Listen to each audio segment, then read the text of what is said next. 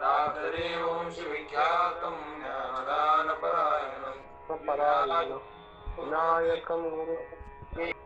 म्या सांगितले जे विभाग भक्ती ज्ञान क्रिया योग हा सांडून शुद्ध वेद मार्ग सकाम भोग जीवांची क्षणभंगुर देहाचा योग हे विसरून या चांग सकाम कर्माची लगबग भवस्वर्ग भोग भोगावया चळती प्राण संगे देहात्री काळ ग्रासू लागे येत नाना काम संभोगे मूर्ख तद्योगे मानिती सोत भोगिता काम भोग सोहळे मेने आयुष्य ग्रासले काळे मग जन्म मरण माळे दुःख माळे भोगिती काम्य आणि नित्य कर्म आचरता दिशे सम तरी फळी का पाविषम दुर्गम दुर्गम परिपाकू हे कर्म वैचित्र्य निदान संकल्पास्तव घडे जाण तेची आरतीचे निरूपण जाणून श्रीकृष्ण सांगत.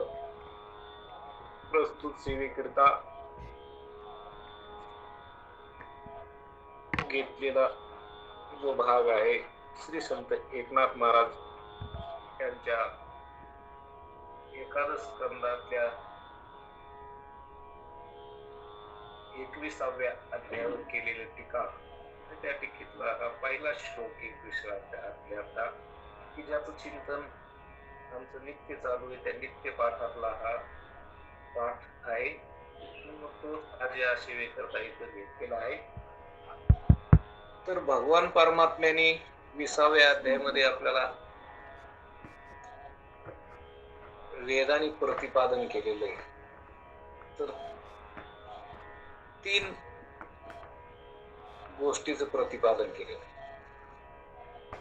मुख्य वेदाचं प्रतिपादन करण्याचे 3 विषय आहेत: कर्म, भक्ती आणि ज्ञान. या 3 गोष्टीच काय केलं वेदानं प्रतिपाद्य विषय जो आहे वेदाचा तो भक्ती, ज्ञान आणि कर्म याचा विषय केलेला. आणि त्याच्यामध्ये सांगितलेलं आहे सुरुवातीला की गुण दोष पाहू नये. काय पाहू नये? गुण दोष पाहू नये. आपण गुण दोष पाहतो नाही. गुण दोष पाहिल्याशिवाय व्यवहार सुद्धा करता येत आहे की नाही. पण महाराज सांगतो की गुण दोष पाहू नये. भगवान परमात्म्याने सांगितलं की गुण दोष पाहू नये. माझे जे भक्त आहेत ते भक्त गुणदोष पाहत नाही. ते काय पाहत नाहीत? गुणदोष पाहत नाही. आणि गुणदोष पाहू नये. त्या गुणदोष पाहिल्याचा काय परिणाम आहे आपण बरेच दिवस झाला ऐकतो आपण. आणि आता ते काय सांगायचा इथे विषय नाही. ते पूर्ण अध्याय झाला त्याच्यात. म्हणून आता गुणदोष पाहू नये. पण गुणदोष पाहिल्याशिवाय व्यवहार बी होत नाही. काय होत नाही? व्यवहार होत. मग व्यवहार करण्यासाठी गुणदोष पाहिल्याशिवाय व्यवहार करतो का आपण? ते गुणदोष पाहण्यासाठी व्यवहार. पण ज्याला आत्मज्ञानाची सिद्धी प्राप्त झाली. काय झाली? आत्मज्ञानाची सिद्धी प्राप्त झाली. तर मग त्याच्या ठिकाणी तो आत्मस्वरूपावर असल्यामुळे, आत्मस्वरूपावर जागा असल्यामुळे त्याच्या ठिकाणी गुणदोष नसतातच. त्याच्या ठिकाणी गुणदोष नसतातच. ते आपल्याला जरी दिसत असले तर ते आपल्याकडूनच दिसते, त्याच्याकडून नाही. त्याच्याकडून नाही. तुम्ही म्हणता तो व्यवहार करतो, तो सुद्धा काय करतो? व्यवहार करतो. मग त्याला बी चांगलं वाईट कळत. त्याला बी चांगलं वाईट कळत. पण त्याला चांगलं वाईट कळत तर त्याला चांगलं वाईट ते चांगल्या वाईटाच्या भावनेवर नसतो. तो व्यवहार तसा करीत असत. पण त्याला चांगलं ते बी ब्रह्मस्वरूपच, वाईट ते बी ब्रह्मस्वरूप. चांगलं वाईट त्याच्या ठिकाणी भाव नसतो. आहे की नाही? सगळा परमात्मा एक आणि तो सर्वत्र व्यापक हेतू भरलेला आहे. आहे की नाही? भरला घनदाट हरी दिशे किंवा हरीची या दासा हरी जाही दिशा भावे जैसा तैसा हरी. ज्याचा जसा भाव असो तसा त्याला देव आहे की नाही. पण हरीचे जे भक्त आहेत ते हरीचे भक्त असल्यामुळे त्याला हरीच चिकडत त्याला काय दिसतो? हरीच. हरित दिसतो. आपल्याला वाटतं त्याच्या ते सुद्धा व्यवहार करते, त्याच्या ठिकाणी सुद्धा भेद दिसतो. आपल्याला दिसतो त्याच्या ठिकाणी नाही. त्याच्या ठिकाणी नाही. नाही. आता समजा पुढं अं, काटेची फांदी असली तर मग काटेची फांदी असली म्हणजे मग काय त्याला म्हणजे त्याने काय मग त्याच्यावर पाय द्यावा का? नाही, ते बी पाहून चलते पुढं पाहून. खड्डा असलं तर पाय उचलून टाकावा, काटे असले तर पाय बाजूला, त्याच्यावर पुढून हे व्यवहार. पुढून सर्प विचू जर असला तर त्याला दूर नमस्कार करावा. ते का त्याला ब्रह्म मानित नाहीत का? मानते. ते का ईश्वराचं रूप नाही का? आहे. तिथं परमात्मा नाही का? आहे. आहे. पण ते त्याला लांबून नमस्कार करते. काय करते? लांब. पण परमात्मा तर म्हणतेच ना, परमात्मा आहेच ना त्याच्या हा. दृष्टीने. सर्वत्र परमात्माच आहे का नाही? आपल्या दृष्टीनं तर आपल्याला परमात्म्याची दृष्टी आलीच नाही. दृष्टी आलीच नाही म्हणून आपल्या ठिकाणी भेद आहे. आपल्या ठिकाणी काय आहे? भेद आहे. भेद आहे. वास्तविक पाहता हरिभक्ताच्या ठिकाणी भेद नसतो. त्याला भेदासारखं वागताना जर तो जरी दिसला बी तरी तो व्यवहाराच्या दृष्टीने पण आत्मस्वरूपावरच राहून करतो. कशावर राहून करतो? आत्मस्वरूपावरच राहून करतो. म्हणून त्याच्या ठिकाणी गुणदोष नाही. त्याच्या ठिकाणी गुणदोष नाहीत आणि त्याला गुणदोषाचा परिणाम त्याच्या ठिकाणी गुणदोष नाहीत म्हणून गुणदोषाचा परिणाम येतो. म्हणून आपल्या करता इथं सांगतात की गुणदोष, इथं महाराज सांगतात नाही की काय की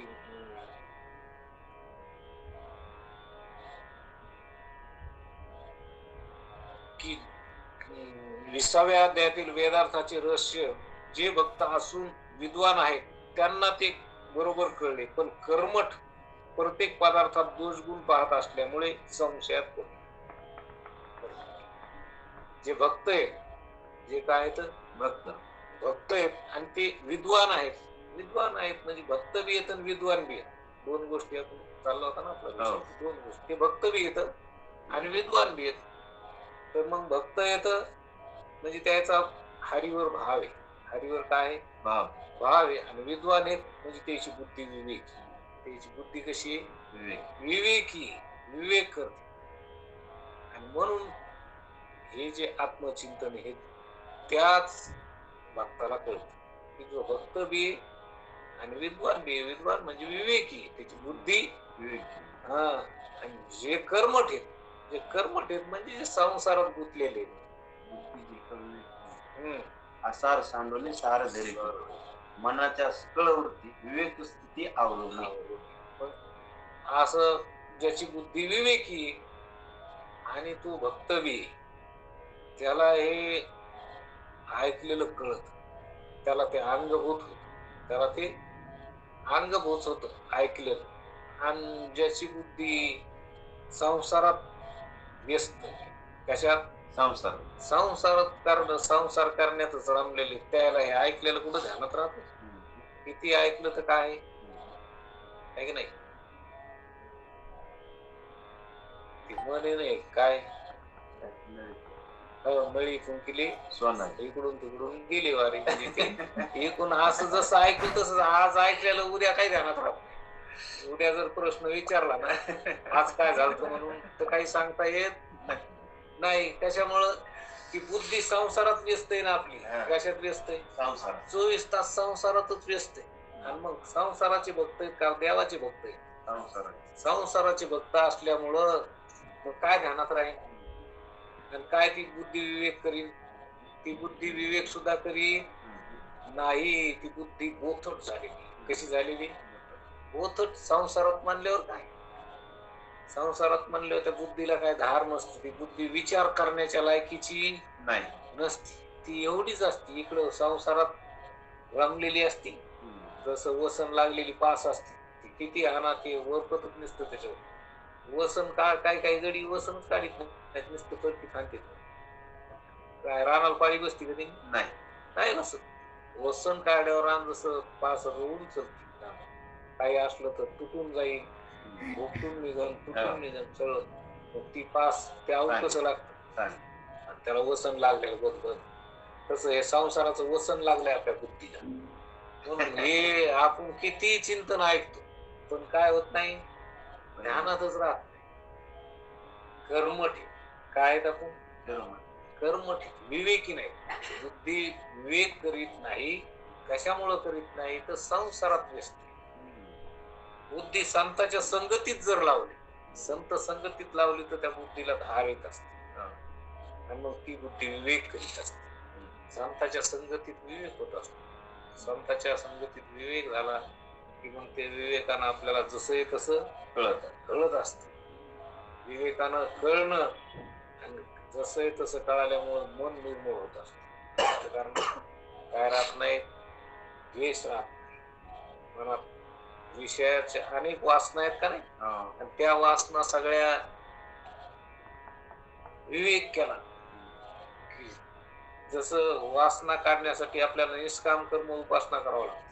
काय करावं लागते? निष्काम कर्म हे मनातला मळ काढण्याकरता, मन निर्मळ करण्याकरता निष्काम कर्म उपासना करावं लागते, है की नाही? पण जी बुद्धी विवेकवान आहे की नाही, जी बुद्धी विवेकवान कारण परमार्थ करायला दोनच माणसं परमार्थ करू शकतात. एक तर ज्याची निष्काम कर्म उपासना झालेली आहे तो परमार्थात चांगला असतो, आणि ज्याची बुद्धी विवेकवान आहे तो परमार्थात चांगला असतो. बाकी परमार्थाच्या लायकीचे नसते.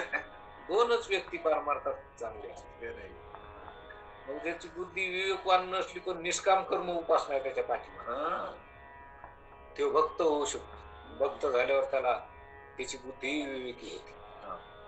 आणि ज्याची बुद्धीच विवेकी आहे त्याची बुद्धी विवेकानं तिथंच त्याची निष्काम कर्म उपासना त्याची त्याला डायरेक्ट परमात्म्याचं ज्ञान होतं. विवेकी बुद्धी असली पैसता संताची संगती कळू येते कमलापती. संताच्या संगतीत बसल्याबरोबरच सगळं हे कळत.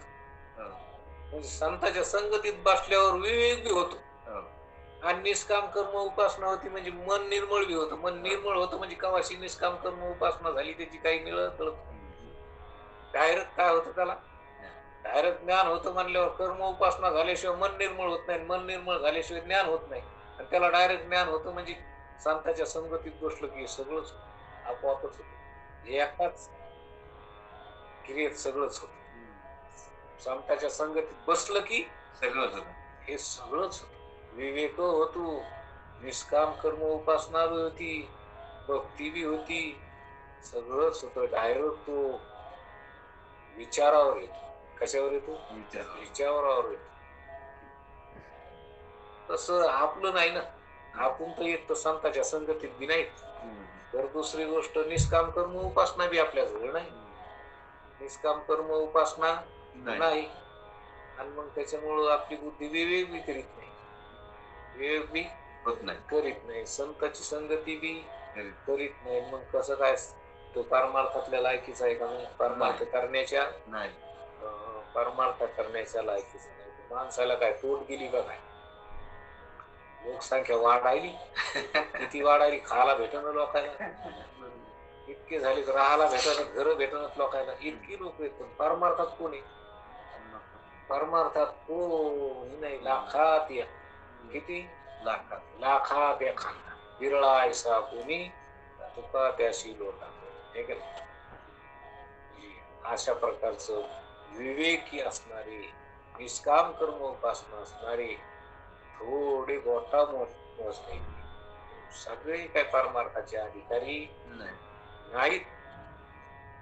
मनुष्य देह म्हणजे परमार्थाचा अधिकारीच, पण संसारातच गुंतलेला असल्यावर तो कशाचा अधिकारी?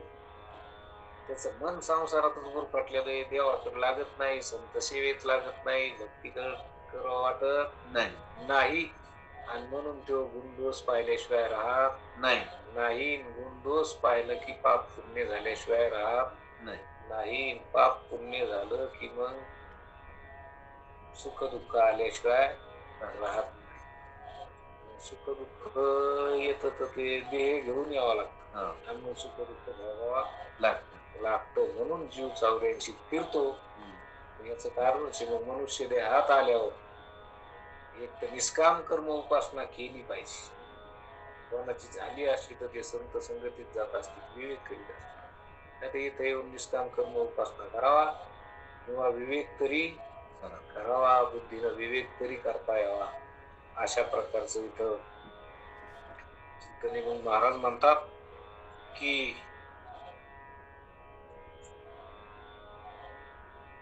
त्या संशयाचे निराकरण करण्याकरता भगवान श्रीकृष्ण 21व्या अध्यायात सांगत आहेत की श्रीकृष्ण गुणदोषाचे स्वरूप सांगतात. स्वतः श्रीकृष्ण गुणदोषाचे स्वरूप सांगतात की त्या गुणदोषाचं काय स्वरूप, कसं काय गुणदोष निर्माण होतात, कसे काय गुणदोष पाहतो. साधकांनी विषयाचा त्याग करावा, म्हणजे इथं सांगतात की साधकांनी विषयाचा काय करावा, त्याग करावा, आणि याकरिता गुणदोषाची गोड करून श्रीकृष्ण याचा सांगा विषय सांगतात की गुणदोषाचा त्याग करा. की भगवान श्रीकृष्ण सांगतात की उद्धवा, मी तुला भक्ती, ज्ञान आणि कर्मयोग असे 3 वेद मार्गाचे 3 भेद सांगितलेले आहेत. तो शुद्ध वेद मार्ग टाकून जो भोगासक्त भोगाची इच्छा करतात, वर्तमान देहाचा संबंध क्षणभंगूर आहे, केव्हा देहाचा संबंध सुटेल याचा नियम नाही, पण हे विसरून भोगासक्त लोक ऐहिक आणि परलौकिक भोग भोगण्याकरता कर्म करण्याची तातडी करतात. आता भगवंतानी उद्धवाला म्हणजे आपल्याला भक्ती, ज्ञान आणि कर्म सांगितलं आहे की नाही. तर हे वेदाने सांगितलेलं आहे, तर वेदाचं अनुकरण करावं. काय करावं? अनुकरण. आपण आपल्याला वेद मान्य असले पाहिजे, संत मान्य असले पाहिजे, शास्त्र मान्य प्रमाण आहे. वेद प्रमाण आहे, वेद प्रमाण श्रुतीचे वचन आहे की नाही.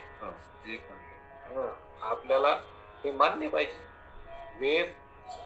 वेदाला मानलंच पाहिजे, वेदाचं ऐकलंच पाहिजे, शास्त्र काय सांगते ते लक्षात घेतलं पाहिजे, आणि संतांची संगती करून संतांच्या संगतीत राहून संत काय सांगतात ते ऐकलं पाहिजे. ते आपल्याला प्रमाण आहे. मनुष्य जीवनात आलं तर आपलं कल्याण करण्याकरता, आपलं कल्याण व्हावं असं वाटत असत तर वेदाचं ऐकलं पाहिजे. मग इथं वेदानं 3 विषयाचं प्रतिपादन केलेलं आहे, आणि तो शुद्ध वेद मार्ग टाकून जे भोगासक्त भोगाची इच्छा, काय कर्म आहे, कर्म कसं करायचं, भक्ती कशी करायची, ज्ञान कसं प्राप्त करायचं, यापूर्वी सगळ्या त्यात खूप आपल्याला चिंतन ऐकायला भेटतात. 1-2 महिने चिंतन केलं, ठीक आहे. पण आता हे वेदाचा जो विषय, तो वेदाचा विषय, वेदाचं श्रवण न करता, वेदाचं न ऐकता लोक कर्माच्या मागे लागले, त्याचे कर्मठ झाली म्हणजे काय, निष्काम कर्म नाही, सकाम कर्माच्या मागे लागली, त्याला कर्मठ. सकाम भक्ती करते त्याला काय म्हणायचं, कर्मठ. सकाम म्हणजे इच्छा धरून, मग ते कोणतं बी असू, संसारातलं कर्म असू, तर कोणी स्वर्गाला जाण्याच्या इच्छेसाठी करणारे यज्ञाधिक कर्मे असू, किंवा आणखीन काही पुण्य करून स्वर्गाला जाण्याची ज्याची इच्छा आहे, इच्छा धरून केलेलं कर्म हे सकाम आहे का नाही. आणि ज्याने इच्छा धरली नाही ते कर्म निष्काम. ज्याने भगवंताची, ज्याला इच्छा आहे, ज्याला भगवंताची आवड आहे, त्याला भगवंताची भक्ती करतो, आणि त्याने भक्ती करत असताना कोणत्याही प्रकारची इच्छा व्यक्त करीत नाही, त्याच्याकडून जी भक्ती होती ते कर्म होत, भक्ती ते निष्काम होत. आणि जे करते पण इच्छा धरून करते, काय करते, इच्छा धरून करते. मग आता वेदाने कर्म सांगितले, म्हणजे कर्म कसं सांगितलं, वेदाने सांगितलं. आता जसं शास्त्रात पूर्वमीमांसेत सांगितलं कसं आचरण करावं, कसं वागावं, हे सगळीकडे वेदात सगळेच सांगितलेलंच आहे ना. पण कर्म कोणतंही करीत असताना ते निष्काम करावं. ते कसं करावं, आपण त्याच्यावर चिंतन खूप ऐकलं की कर्म कसं असलं पाहिजे, निष्काम असलं पाहिजे. आणि निष्काम कर्म व्यवहारात जरी तुम्ही निष्काम वागले तरी त्यांनी मन निर्मळ होत असत. कसं वागलं पाहिजे, निर्मळ. अहो, निष्काम म्हणजे तुम्ही कोणत्याच फलाची इच्छा धरू नका. कशी धरू नका, फलाची इच्छा.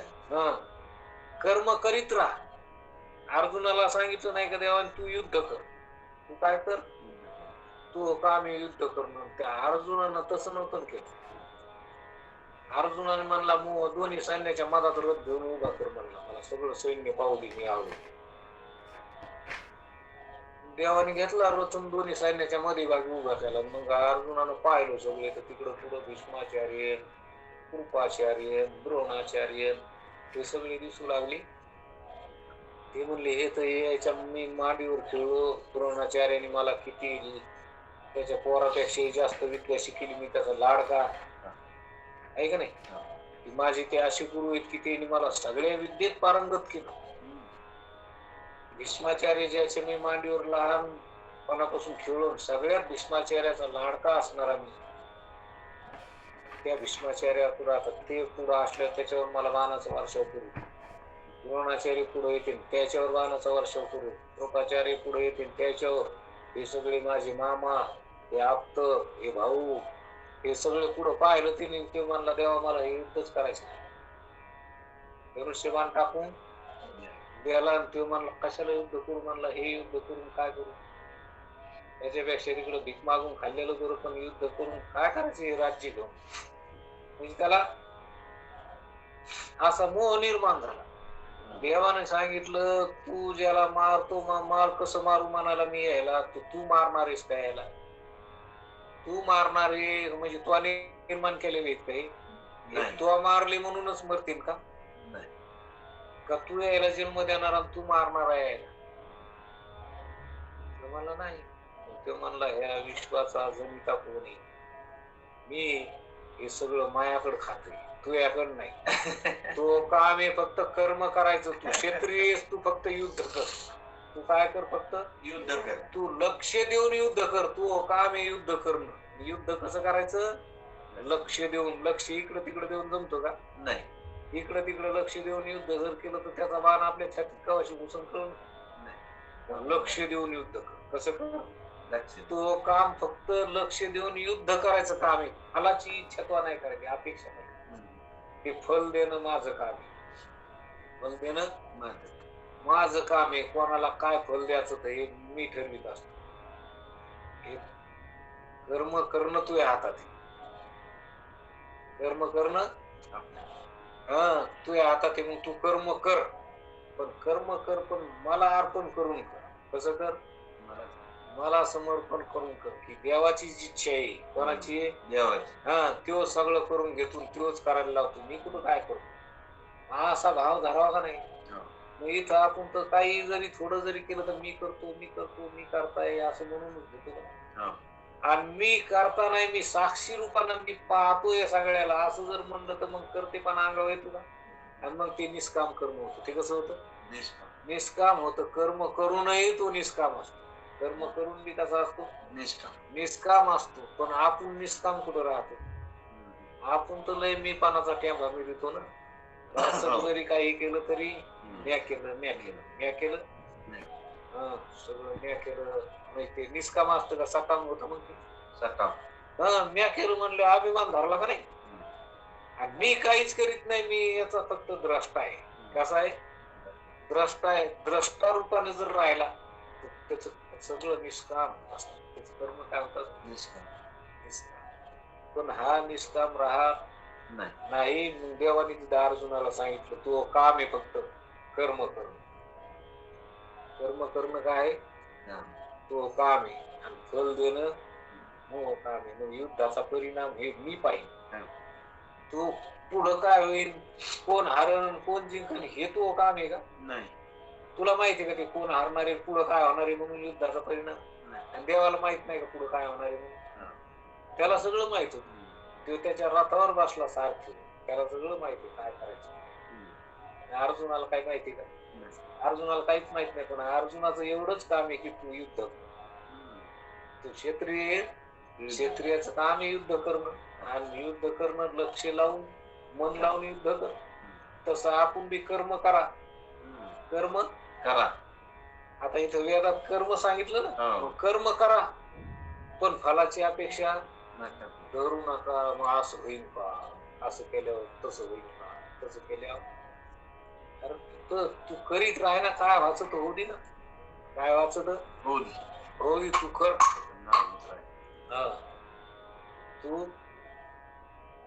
करीत राह. आणि मी साक्षीत्वानं करीत राहीन, द्रष्टत्वाने करीत राहीन. मी करतो असं अंगावर घेऊ नको. त्या फलाचा परिणाम मला मी पाहिजे काय करायचं, ते फल कसं द्यायचं. मग आपण आता शेती करतो तर मग सगळ्यांनी सारखंच बी पेरलेलं असतंय, सारखंच खत पेरलेलं असतंय, सारखीच मेहनत केलेली असते. सगळ्याला सारखा माल होतो का? नाही. नाही होत. काहून नाही होत? चढावडी खाली करायला इतकं नाही सगळ्या शेती, पण माल होता काहून कमी जास्त सगळ्याला सारखा होत. नाही. फल देणं हातात त्याच्या आहे. फल देणं त्याच्या. कर्म करणं आपल्या हातात आहे. कर्म करणं आपण पेरलं की आपण आधीच धरतो. 15 क्विंटल होईल, 20 क्विंटल. अरे तू नुसतं करीत राह, नीटनेटकी मेहनत कर. ते फल द्यायचं त्याच्या हातात, ते किती द्यायचं ते देईल, आहे का नाही? तसं आपण कोणतंही कर्म करा, पण ते मी करताय असं अंगाला लागू देऊ नका. हे सगळा परमात्मा करून घेतो. हे कर्माचा विषय असं सांगितलं. कर्म याला हे कर्म निष्काम होत आणि ते परमात्म्याला अर्पण होत असत. आणि मग ते आपल्या ठिकाणी, जीवाच्या ठिकाणी ते कर्मही राहत नाही. त्या कर्मातून तो कसं त्याच्या संचितात कर्मच राहत नाही, क्रियमानच होत नाही, तर संचितात कुठं राहील?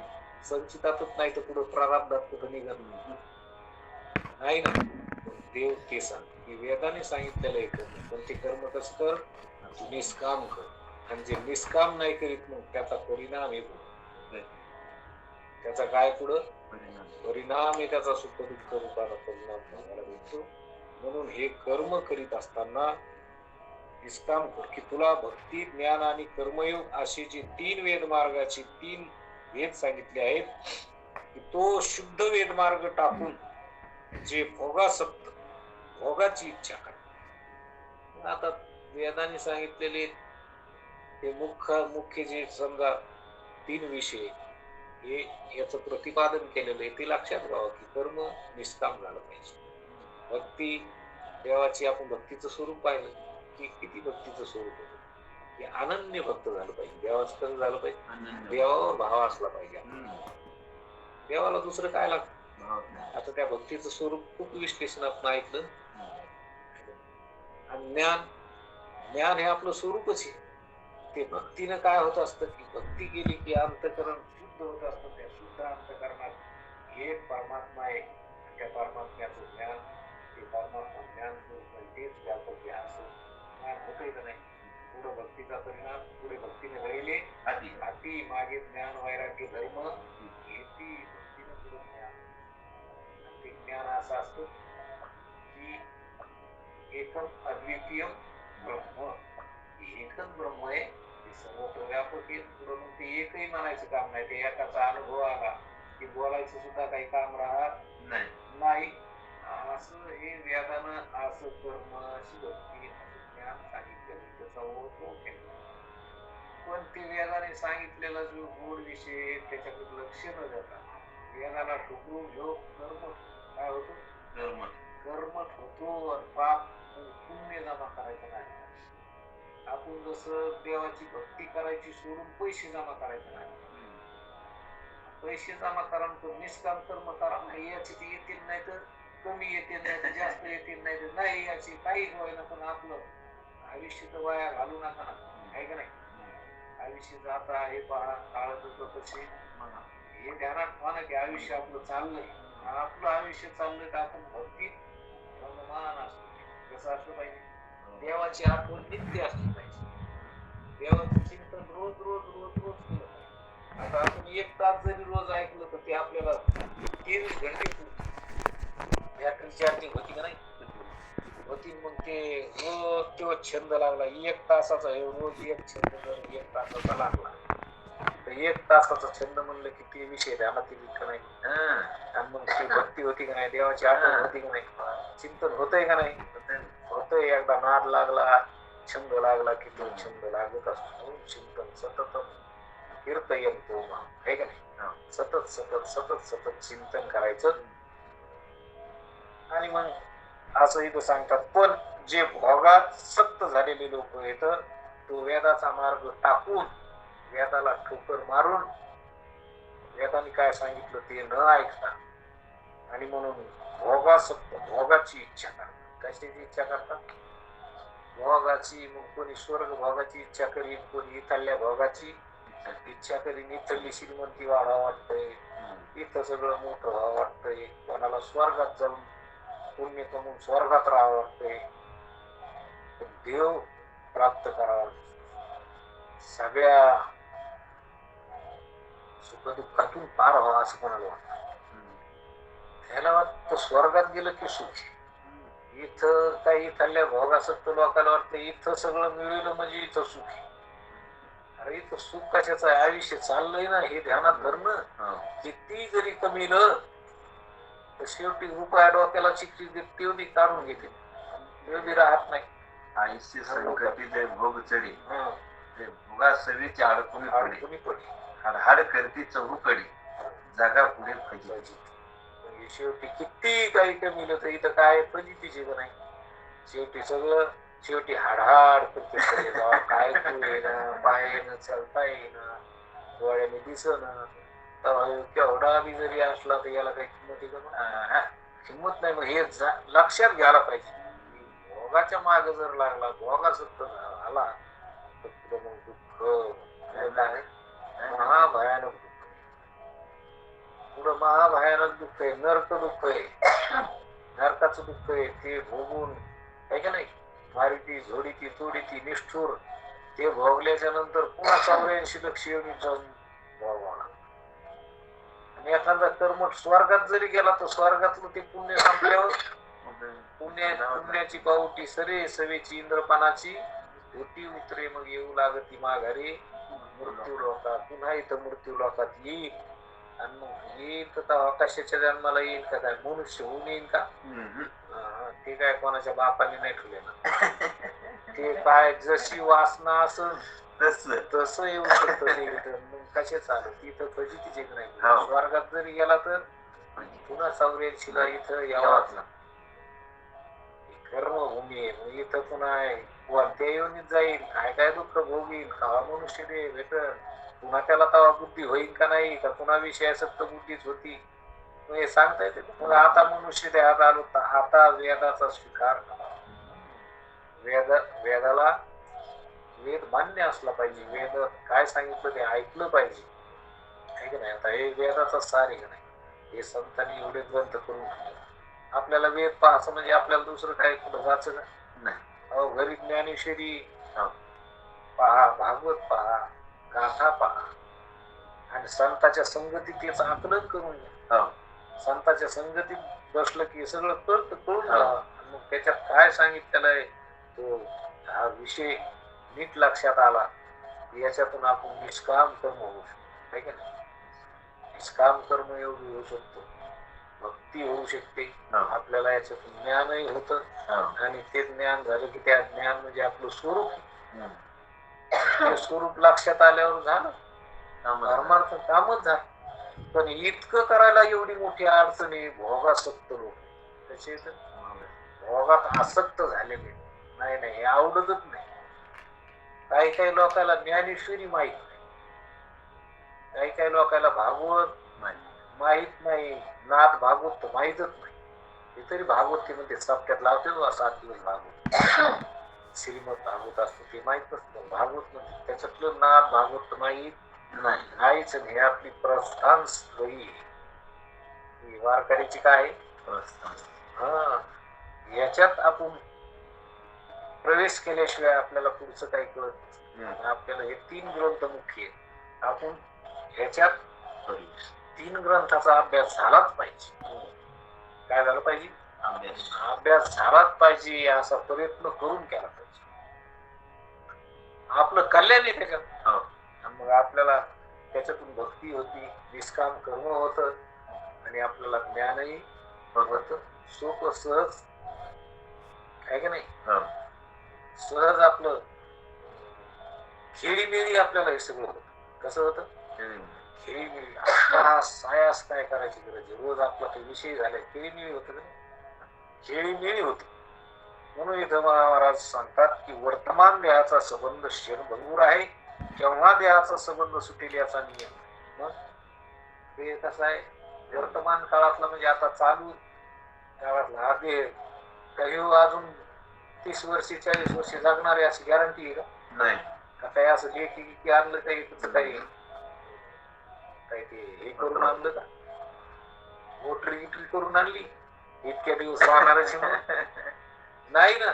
मग हे कधी जाईल सांगता येत नाही. शेण भंगूर नाही बरोबर.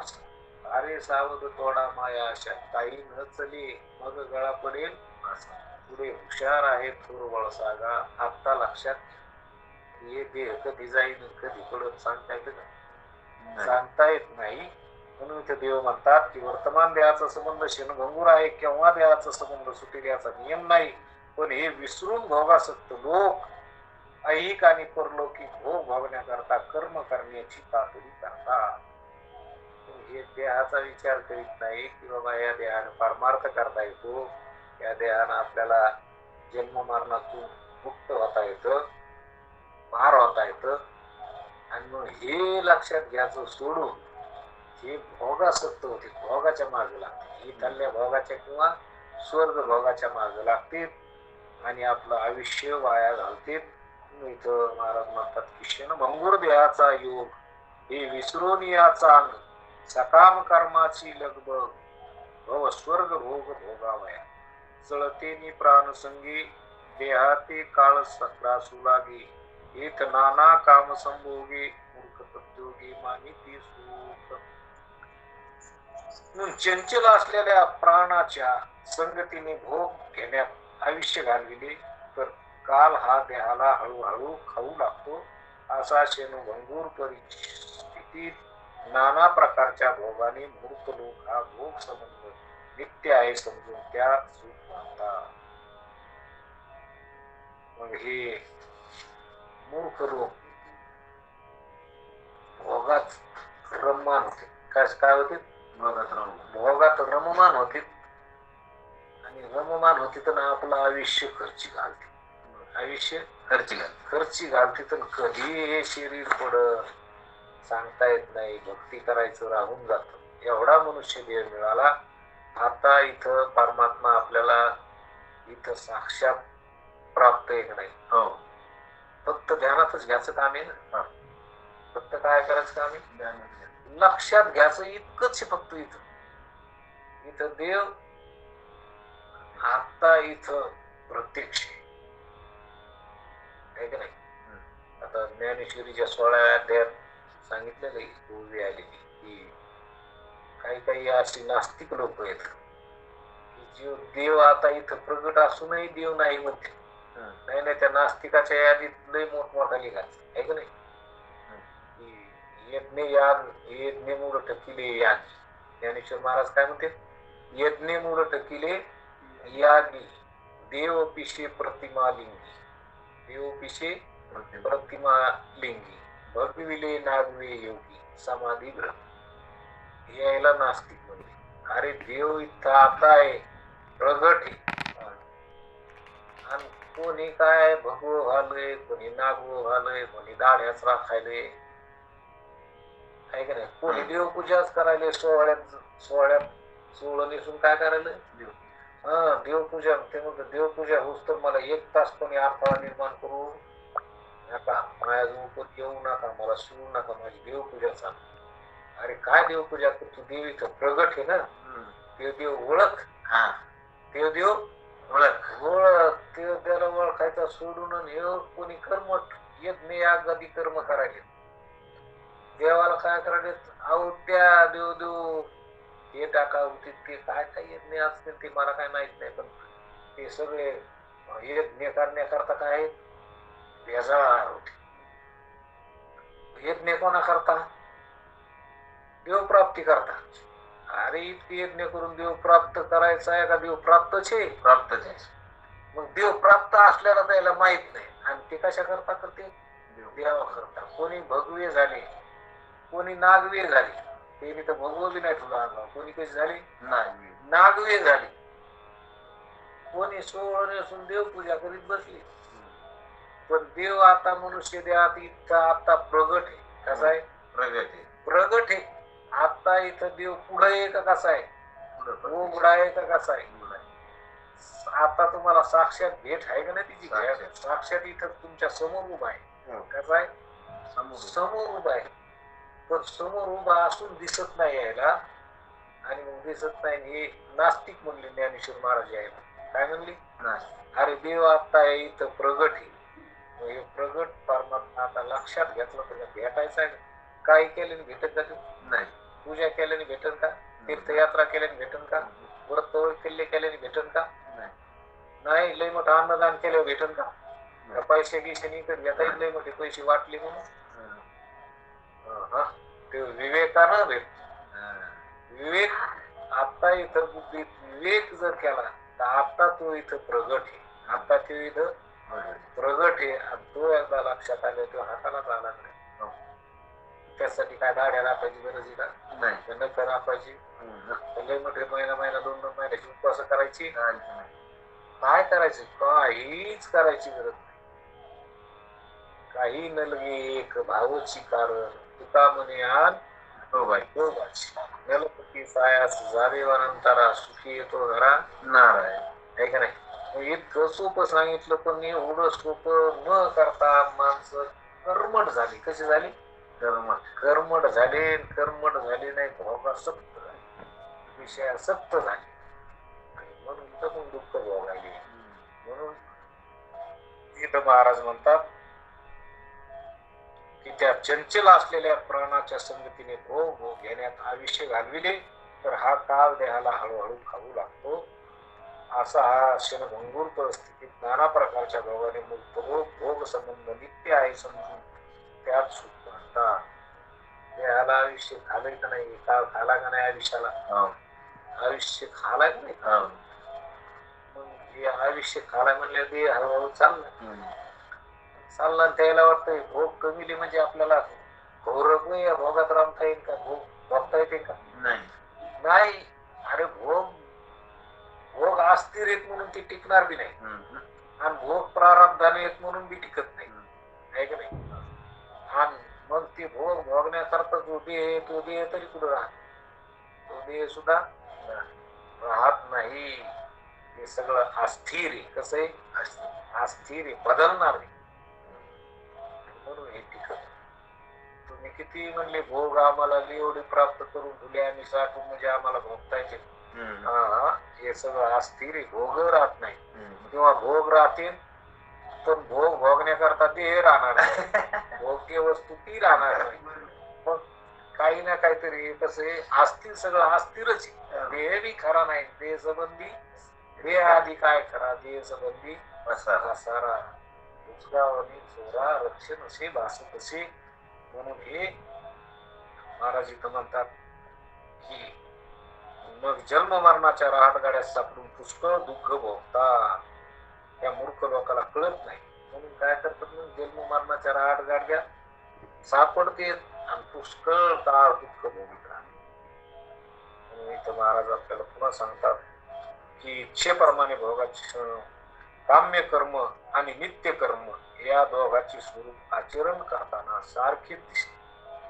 पण फळात मात्र वैषम्यता आहे बरे का काम्य कर्म आणि नित्य कर्म एका कर्माचा परिणाम चांगला व दुसऱ्याचा वाईट आहे असे का दोन कर्मापासून दोन परस्पर विरुद्धपणे प्राप्त होतात याचे कारण कर्म वैचित्र्यच आहे आणि हा प्रकार कर्त्याच्या संकल्पामुळे घडतो याविषयीची निरूपण सांगतात की आता इथं दोन कर्म सांगितले काम्य कर्म म्हणजे इच्छा धरून केलेलं कर्म नाही काय आणि आपण जे नित्य कर्म करतो नित्य कर्म म्हणजे सकाळी उठल्यापासून संध्याकाळपर्यंत नित्य कर्म आहे की नाही कर्म करतो पण त्याच्यात इच्छा धरली त्याच्यात काय धरली इच्छा धरली की त्याचा परिणाम होतो देव सांगतात तू कर्म करीत राह पण इच्छा धरली की बिघडच कर्म करू नका म्हणले का हो प्रकृती करी कर्म शरीर मिळालं कर्म होणारच ना आहे का नाही देह म्हणलं की कर्म हे होणारच आणि कर्म होणार तर होऊ द्या कर्म हो करावंच लागेल आता शरीर म्हणल्यावर आहे की नाही. सकाळी उठावं लागेल, बैल दिशेला जावाच लागेल, आंघोळ करावं लागेल, देवपूजा ज्ञानेश्वरी ज्याचे काय नियम असतील ते, पुन्हा त्याच्यानंतर खावा लागेल, भूक लागेल खावा लागेल, तर खाण्यासाठी पुन्हा काम करावं लागेल. आहे तर कुठं खायला भेटत नाही, त्यासाठी काम करावं लागेल. पोटासाठी काम, कामासाठी पोट भरावं लागेल. हे सुरूच राहतं का नाही. मग हे कर्म तर होणारच ना, कर्म होणार, पण त्याच्यात काम्य कर्म म्हणजे इच्छा धरून कर्म करू नये. देवाचा मुख्य काय मुद्दा, इच्छा. की कर्म तर सगळेच कर्म करतात, कर्म होत सगळ्या आहे का. भक्त असतील तर काय कर्म नाही का त्याच्याकडून, पण ती इच्छा धरीत नाही. कर्म करताना काय धरीत नाही, इच्छा, कोणतीच इच्छा धरीत नाही. आणि बाकीचे भोगासक्त लोक याची इच्छा धरते. कोणतंही काम कसं धरते, इच्छा करून, इच्छा धरूनच करते. आणि मग इच्छा धरून केलेल्या कर्माचा जो परिणाम असतो तो पुढे होतो, सुख दुःखाचा परिणाम होतो.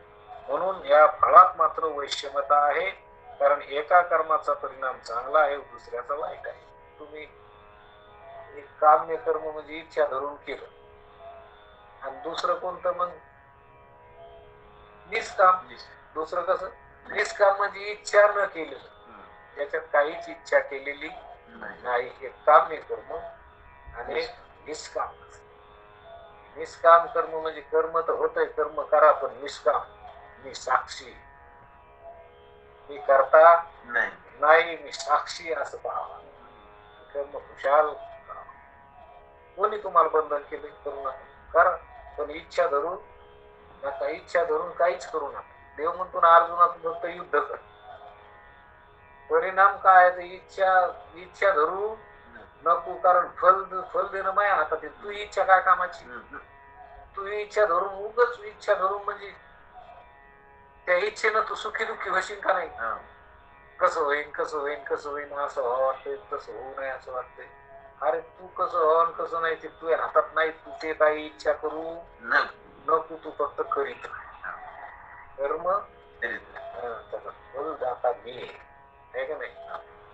जैसे ज्याचे कर्म तैसे फळ देतो रे आहे का नाही. तुम्ही कर्म करीत राहा, पण इच्छा धरू नका. आणि इच्छा न धरलेलं कर्म म्हणजे निष्काम कर्म आहे. आणि ते निष्काम कर्म ते देवाला आवडतं, ते देव देवावर देतो, त्याच्या अंगावर देतो. निष्काम कर्म भक्ताला लागत नाही, त्यांनी केलेलं असते निष्काम, म्हणून त्याला लागत नाही. ते कर्म करीत नाही का, करतो, पण तो कर्म करूनही निष्काम असतो, त्यांनी काहीच नाही केलं असं त्याच्या यादीत सांगतो. आणि हे काम्य कर्म करणारी, इच्छा धरून करणारी, याच्यात मग सकाळपासून जे केलेलं कर्म आहे हे तिन्ही अवस्थेत, त्याच्या सगळ्या अवस्थेत त्याच्याकडून कर्म होत.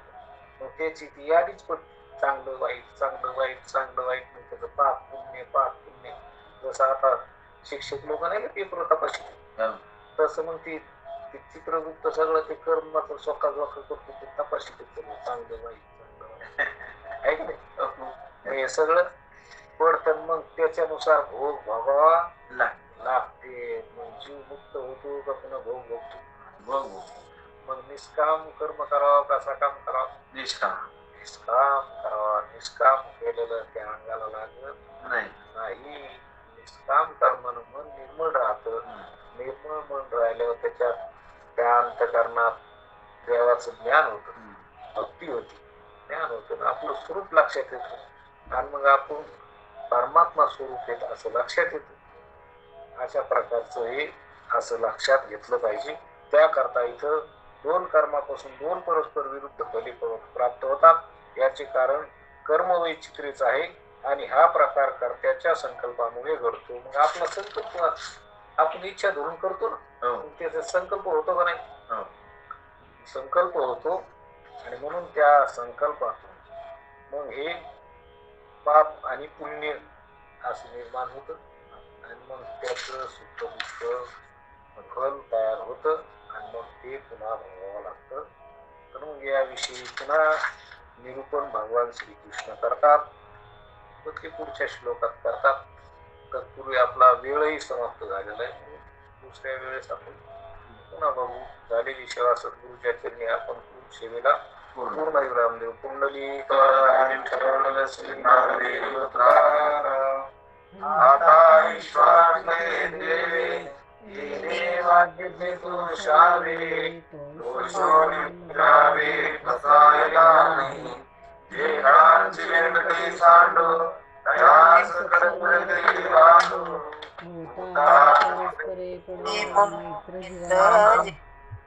त्रिकांचे निमित्त राहू विश्वास धर्म सूर्य राहू जो जे वांछिल तो ते लावो प्रणाली वर्षदा सगळ मंगळी ईश्वर निशाणी माने आणि आनंद मंडळी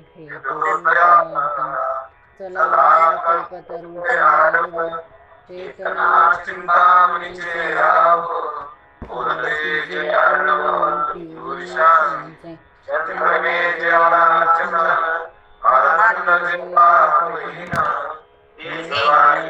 सज्जन स्वैरे होतो किंबहुना सर्व सुखी पूर्ण होऊन ते लोकी परिश्रमाने गुरुकी अखंडित आणि गौतमजी विशेष लोकप्रिय द्रष्टा दृष्ट विजय व्हावे एक म्हणे श्री विश्वेश्वराहो होईल ज्ञान प्रसारो विज्ञान देव सुखिया साधन ये विज्ञान देव सुखिया ये विज्ञान देव सुखिया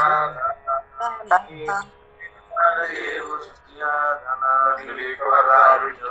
श्री ज्ञानदेव तुकाराम कृष्णात भगवान महाराज तुकाराम महाराज शांती ब्रह्मणी